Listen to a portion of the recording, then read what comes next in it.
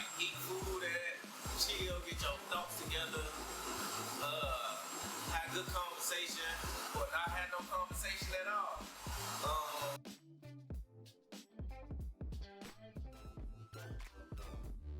It's a community arts organization.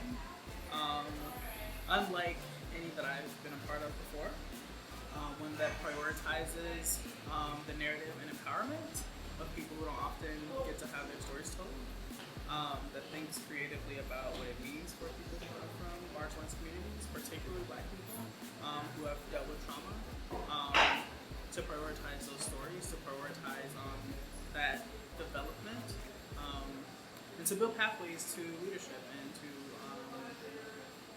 career paths and professional development. But yeah, really a place that kind of thinks intentionally about the role of young people, the role of empowerment for particular communities. The difference like between then and now, because now I was just like working, making little stuff like paperweights and stuff that, or like making little cups that, but they was like real heavy. Like now, it's like I'm better at it. Like I make more like vases. I sculpt a little bit, so it's just like me just practicing it for that time. I just got better over time. At first, I was just a participant in that, so now I got good enough to teach. I'm just now really getting to know the class. Like I teach a lot of the kids that come in here now, like some of the boys and stuff, and now I'm teaching people that come in like just to volunteer to try to work, people that sign up for classes.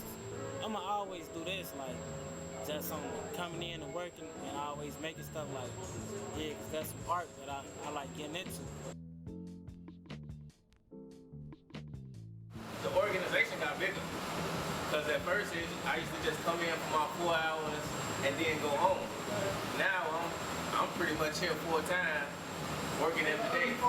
So that's the big difference. The difference is I got better. The participants that got older, they got better, so I got more help to make what I need to make. Definitely want to add a younger cohort of Project Fire folks. So we find that a lot of folks who first start getting involved with some of the situations that led them to be in this program in the first place, they were 8, 9, 10 years old when they first started experiencing some of these things.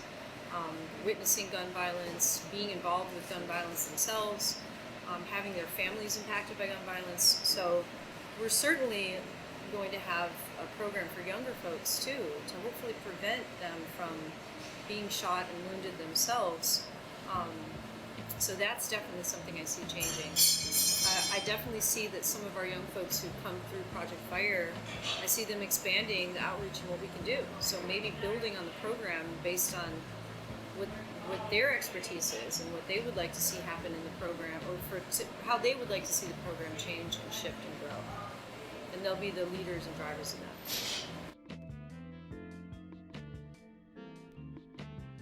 So I've been so jazzed by the ability to learn how to glass blow while being here at Firebird. I think that it is important too to be able to experience the art form if you're supporting people through this form of art therapy as well, to be like, oh, that's what it's like to feel the heat.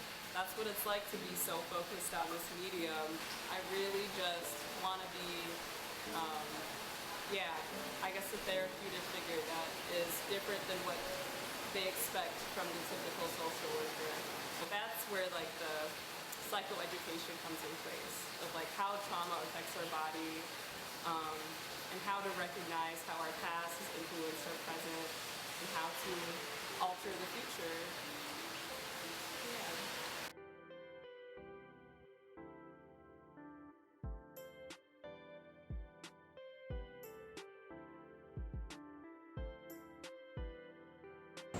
So it was a kid, he was in the water downtown, right?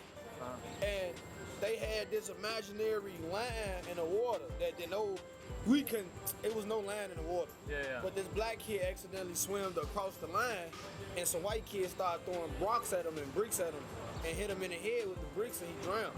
Yeah. So we making a brick, and we actually gonna engrave it downtown, but we making it to, to remind people downtown about the kid.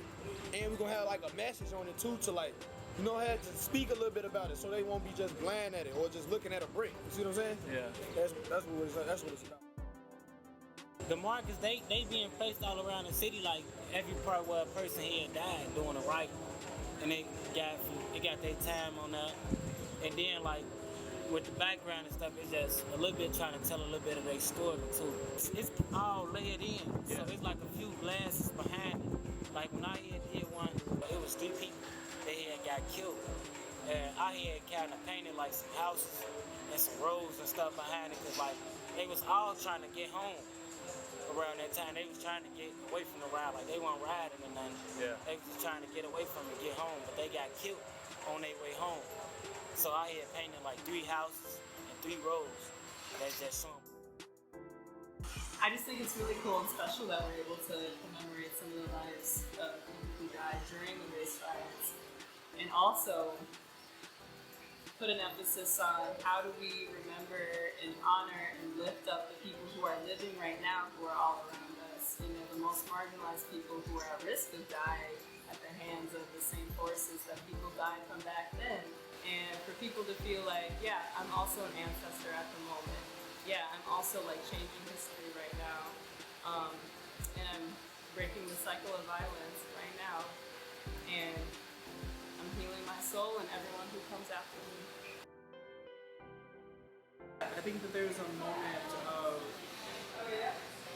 importance, right, to have like the history be commemorated in something that's like so like living and breathing, right? It becomes a part of that space in a really permanent way. It also celebrates the labor of young Black creatives, which I also think is really important.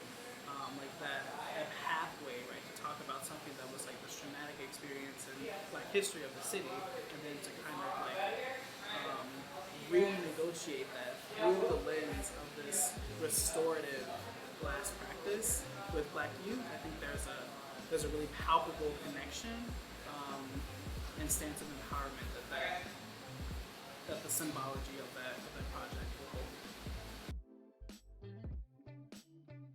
I know when I was younger, our older people like told us a lot of history and stuff like that.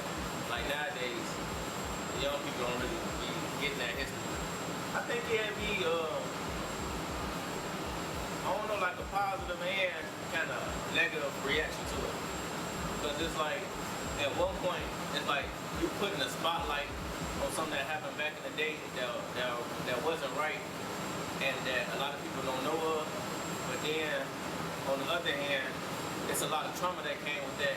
And you never know who grandfathers or grandmothers that was that person that got killed during that time, and now they gotta look at that marker in the ground.